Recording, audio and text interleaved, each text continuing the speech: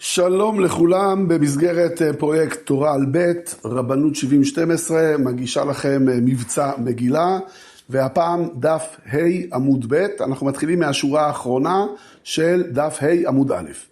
אמר רבי אלעזר, אמר רבי חנינה, רבי, כלומר רבי יהודה הנשיא, נטע נטיעה בפורים, ורחץ בקרונה של ציפורי ב-17 בתמוז, כלומר הוא התרחץ ב-17 בתמוז בפומבי, בלי להסתיר את זה, הוא ביקש לעקור תשעה באב ולא הודו לו. לפי הפשט כרגע הוא ביקש לעקור את כל צום תשעה באב, אבל חכמים לא הודו לו. אומרת הגמרא, אמר לפניו רבי אבא בר זבדא, רבי, לא כך היה המעשה, המעשה שאתה סיפרת צריך לדייק אותו. אלא תשעה באב שחל להיות בשבת אבל. אותה שנה תשעה באב חל להיות בשבת, וזה הקשר כמובן לגמרא שלנו, במשנה שאמרה שדוחים ליום ראשון. ודחינוהו לאחר השבת. ואמר רבי, הואיל ונדחה יידחה. זאת אומרת, אם כבר דוחים את יום תשעה באב, אז לא צריך בכלל לצום בו, ולא הודו לו חכמים. חכמים אמרו שבכל אופן, גם אם נדחה צריך לצום. קרי עלי טובים השניים מן האחד. אז אומר הרב לתלמיד, טוב שאתה גם נמצא פה, כי מכיוון ששנינו נמצאים כאן ולא אני לבדי, אז אנחנו מגיעים אל האמת. שואלת הגמרא, ורבי היכי נתן נטיעה בפורים, איך זה יכול להיות שבכלל נתן נטיעה ביום פורים? ועתני רב יוסף, שמחה ומשתה ויום טוב, כך כתוב במגילה על פורים. שמחה מלמד שאסורים בהספד, שזה הפוך משמחה. משתה מלמד שאסור בתענית, שזה הפוך ממשתה. ויום טוב, למה קוראים לפורים יום טוב? מלמד שאסור בעשיית מלאכה. אז איך רבי נתן נטיעה בפורים? אומרת הגמרא, אלא רבי בר ארביסא רבא. רבי היה בעיר שהיא עיר רגילה שקוראים בה וחוגגים את פורים ביום 14. וכי נטע בחמיסר נטע. הוא נטע בכלל ביום ט"ו, שזה לא פורים שלו. אומרת הגמרא, הנה, זה יכול להיות. והרבי בטבריה הווה, וטבריה מוקפת חומה מימות יהושע בן נון הווי, כלומר בטבריה דווקא חוגגים ב-15 ולא ב-14, אלא הפוך, רבי בר חמיסא רבא, רבי היה בעיר בטבריה שהיא חוגגת פורים ביום 15 בט"ו, וכי נטע בארביסא רבא, וכשהוא נטע ביום י"ד שזה לא פורים שלו. אומרת הגמרא, ומי פשיטא לדטבריה מוקפת חומה מימות יהושע בן נון? אמרנו שטבריה מוקפת חומה מימות יהושע בן נון, אבל זה ספק. והחזקיה קרא בטבריה בארביסר ובחמיסר. כלומר חזקיה מתוך ספק קרא בטבריה גם ב-14 וגם ב-15. מספקא אם מוקפת חומה מימות יהושע בן נון היא לא. ולכן מה זה משנה אם רבי נטע ב-14 או ב-15? שני הימים האלה הם אולי פורים. אומרת הגמרא, לחזקיה בספקא, לרבי פשיטא לחזקיה באמת בספק, רבי היה פשוט לא שקוראים ב-15. אומרת הגמרא, וכי פשיטא למי שערי, ועדיין נניח שהוא פשוט לרבי שבטבריה קוראים בט"ו. עדיין, מה פתאום הוא נטע בי"ד? והכתיב במגילת תענית את יום 14 ואת יום 15 יומי פורה יעינון דלה למספד דאון. כלומר, שכתוב שלא סופדים לא ביום 14 ולא ביום 15, ואמר רבא לא נצרכה אלא לאסור את של זה בזה ואת של זה בזה. כלומר, להגיד שבמקום ששומרים י"ד גם בט"ו אסור הספד, ובמקום ששומרים ט"ו גם בי"ד אסור הספד, ולכאורה, אם זה נכון לגבי הספד, זה נכון לגבי מלאכה. עונה הגמרא לא נכון. הנמי בהספד ובתענית. אבל מלאכה יום אחד ותו לא. במלאכה אנחנו לא מחמירים ביומיים, אלא רק ביום אחד, ולכן רבי נטע ביום שהוא לא שלו. אומרת, הנה, זה באמת נכון. והרב חזה להוא גברא דהבה קשא דיקיתנא בפוריה. כלומר, רבי ראה אדם אחד שזרע פשתן ביום פורים ולטה, כן, והוא קילל אותו ולא צמח קיתנה, ובאמת הכללה הועילה והפשתן לא צמח. אומרת הגמרא, התם בר יום אהבה, שם מדובר בזה שהוא באמת זרע ביום פורים של אותו המקום, ולא כמו שרבי עשה ביום האחר.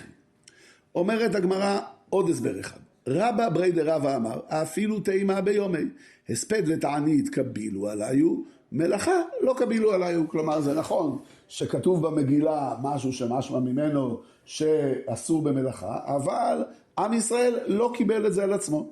ומעיקר הכתיב שמחה ומשתה ויום טוב. בהתחלה באמת מובא הפסוק שאמרנו קודם שכתוב שפורים הוא יום טוב. לבסוף כתיב לעשות אותם ימי משתה ושמחה. כן, בפסוק מאוחר יותר, כתוב ימי משתה ושמחה, ואילו יום טוב לא כתיב, לכן זה אומר שהיהודים לא קיבלו את זה על עצמם. אומרת הגמרא, ואל הרב מה איתם עלת אליהו גברא. לפי מה שאתה אומר, אז למה באמת רבי קילל את אותו האדם? אומרת הגמרא, דברים המותרים ואחרים נהגו בהם איסור, הווה.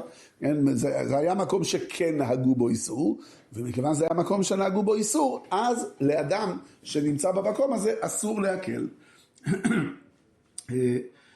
ובאתרא דעה רבי לא נהוג. ולמה רבי עצמו כן נתן? מכיוון שרבי במקום שבו הוא גר לא הייתה בעיה, כי לא נהגו לאסור מלאכה. והיא באה את אימה, עוד טעם למה רבי היה יכול לטוע בפורים, לעולם נהוג, ורבי נטיעה של שמחה נטע, רבי נתן נטיעה של שמחה, ונטיעה של שמחה מותרת. אומרת הגמרא, כדתנן, אנחנו רואים פה את המקור, מאיפה אנחנו יודעים שיש הבדל בין נטיעה של שמחה לנטיעה סתם. עברו אלו, הכוונה היא לתעניות החמורות שמטענים על הגשמים, אם עברו אלו, התעניות האלו, ולא נענו, וחס וחלילה לא ירדו גשמים, ממעטים במשא ומתן, בבניין ובנטייה, באירוסין ובנישואים. עכשיו פה כתוב סתם בניין ונטייה, אבל לתנא עלה בניין של שמחה, נטייה של שמחה. איזהו בניין של שמחה? זה היה בונה בית חתנו לבנו, הוא בונה בית שהבן שלו יתחתן בו. איזוהי נטייה של שמחה? זה הנוטע הבורניקי של מלכים, שזה מקום שיש בו עצים שיש בהם צל מאוד גדול ורחב. מכאן אנחנו רואים שיש הבדל בין נטייה סתם לנטייה של שמחה, ובפורים עצמו, מכיוון שכל היום הזה הוא יום של שמחה, אז דברים של שמחה מותרים בו. ממשיכה הגמרא ואומרת גופה, חזקיה קרא בטבריה בארביסר ובחמיסר, כן? חזקיה קרא בטבריה גם ביום 14 וגם ביום 15. מספקלה היא מוקפת חומה מימות יהושע בן נון, היא לא. כלומר היה לו ספק, האם היא מוקפת חומה מימות יהושע בן נון ואז צריך לקרוא ב-15, או לא, ואז ב-14. אומרת הגמרא, ומי מספקלה מילתא דטבריה? איך זה יכול להיות שהוא יסתפק בדבר הזה? והכתיב וערי מבצר הצידים צר וחמת רקת וכינרת. ומה זה רקת? וקיימה לן רקת זו טבריה. אנחנו יודעים שרקת זו העיר טבריה, אז הנה אנחנו רואים שהיא הייתה עיר מבצר עוד מימות יהושע בן נון. אומרת הגמרא, היינו תעמד המספקלה, יש סיבה למה הוא הסתפק. משום דחד גיסא שורא דים אהבת, כן? מצד אחד אין לה חומה, שזה הצד של הים, של הכנרת. אומרת הגמרא, יחי המים מספקלה, למה הוא מסתפק? ודאי לה חומה היא, דתניא אשר לא חומה, ולא שור איגר, כלומר, לעניין גאולת בתים של בתי הרי חומה, אז צריך להיות דווקא חומה נפרדת מהעיר, ולא שהגגות של העיר הם החומות של העיר, זאת אומרת, אין לה באמת חומה, אלא הגגות שלה הם החומה, סביב, הפסוק ממשיך ואומר סביב, לומדת משם הברייתא, פרט לטבריה שימה חומתה, זאת אומרת, חוץ מטבריה, שיש לה צד אחד שאין בו חומה אל הים, אז הנה הברייתא אומרת בפירוש שזה לא נחשב מוקפת חומה.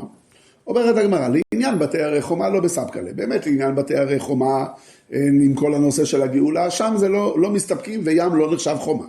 כי מספקלה לעניין מקרא מגילה, כן, מהי פרזים ומהי מוקפים, כן, הוא שואל את עצמו מה ההבדל בין פרזים לבין מוקפים, דכתיבי גבי מקרא מגילה, משום דהנה מיגלו והנו לא מיגלו, כלומר אלו הפרזים, אלה שאין להם חומה הם גלויים לאויבים, ואלה שיש להם חומה לא גלויים, הנמי מגליה. אז אם אנחנו נלך לפי הקריטריון הזה, אז טבריה היא גלויה, כי מי שמגיע מצד הים הוא רואה את העיר, או דילמה או אולי, משום דהנה מיגלו והנו לא מיגלו, כלומר שהעניין של החומה זה לא אם הם רואים אותם או לא, אלא אם הם מוגנים או לא, והנמי מגניה, כן?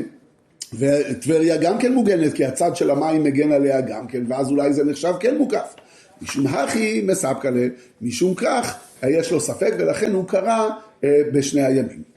עוד בעניין שלנו, רב אסי קרא מגילה בהוצל, בארביסר ובחמיסר. כן? רב אסי קרא מגילה בעיר הוצל, גם כן בשני הימים.